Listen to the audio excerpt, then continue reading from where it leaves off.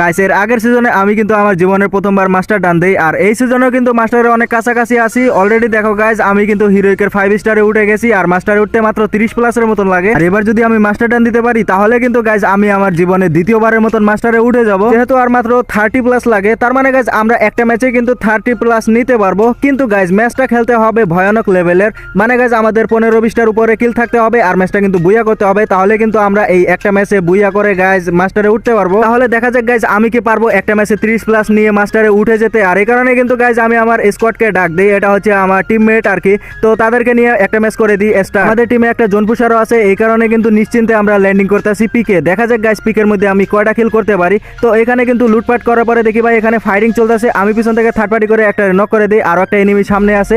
আর এটা কিন্তু ভাই মিনি ইউজি নিয়ে দৌড়াইতে আসছিল, আর ওইটারও কিন্তু আমি ডাউন করে গাইস আমাদের 2 নাম্বার কিলো হাতে আনে। নকটারে ক্লিয়ার করতে করতে দেখি ভাই আরো একটা এনিমি দৌড়ে আইতাছে, আর ওইটার হাতে আছে ভাই ডাবল ভিক্টর। এটা দেখার পরে গাইস আমি একটু ভয়ে ভয়ে আসিলাম। তারপরে দেখি ভাই এনিমিটা পালায়া যাইতাছে, তার মানে এই এনিমিটা সম্ভবত গাইস ওদের স্কোয়াডে লাস্ট প্লেয়ার হইতে পারে। এই কারণে কিন্তু পিছনে একটা আমারে ধাওয়া করছিল, আমি ওইটার দিকে না তাকায় এইটার পিছনে ধাওয়া করা শুরু করে দিই। আর ওইটা দেখি ভাই ভেন্ডিং মেশিনে গিয়ে একটা রিভাইভ দিতে ধরছে, আমিও কিন্তু গাইস এই সুযোগে অনেক করে ড্যামেজ দিছি, আর ফাইনালি কিন্তু এটারে ডাউন করে ফেলছি।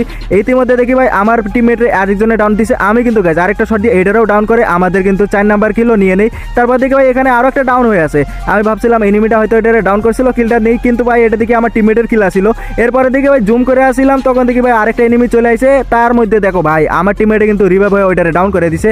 যদি গাইস একটু টাইম লাগতো তাহলে কিন্তু আমি ডাউন হয়ে যেতাম। এখানে খেয়াল করে দেখি আরো একটা এনিমি চলে আসছে, ভাই এতগুলো এনিমি কোন থেকে আসতেছে কোন দিক দিয়ে আসতেছে এটাই দেখতে পারতাছি না। তো যাই হোক গাইস এটারও ডাউন করার পরে দেখি ভাই আমাদের 5 নাম্বার কিলো হয়ে গেছে, সাথে গাইস একটা অ্যাচিভমেন্ট মিশনও কমপ্লিট হয়ে গেল। আর দেখো ভাই আমরা কিন্তু এখানে ভাই এখানে কিন্তু এই ক্যারেক্টারটা কেটা জানি ছাড়ছে ভাই, তার মানে এখানে আরো একটা এনিমি আছে, আর ওই এনিমিটারে কিন্তু আমি খুঁজেও পেয়ে গেছি। এটারে গাইস আমি ভাবছিলাম কিলটা নিমো, কিন্তু আমার টিমমেটেরা দেখো ভাই কিল টিল মাইরে দিছে। সব কটা এনিমি আইতাছে, তো আইতাছে এক এক করে আইতাছে, সব কটা একসাথে আসলে গাইস একটা কামই হয়ে যায়। তো দেন এরপরে দেখি ভাই আরো একটা এনিমি, ভাই রে ভাই। তো প্রথমে কিন্তু হেডশট মাইরা দিছি, টিমমেটদের বলে রাখছি ভাই কিল চুরি করো না, কারণ ফুল ড্যামেজ দেওয়া আছে, আর এটারে কিন্তু ডাউন করে দিছি। ফাইনালি কিন্তু আমাদের 6 নাম্বার কিলো হয়ে গেছে।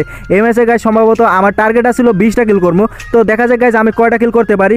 এরপরে কিন্তু আমরা একটা হিটলিস্ট মারে দেই, হিটলিস্টটা কই জানি আসিল আমি দেখতে পারি নাই। পরে দেখি ভাই এখানে পাথরের পিছনে লুকাই আসিল, ইতিমধ্যে আমার কিন্তু ফুল ড্যামেজ দিয়ে দিছে গাইস, আমি কিন্তু ক্যারেক্টার মাইরে দিছি।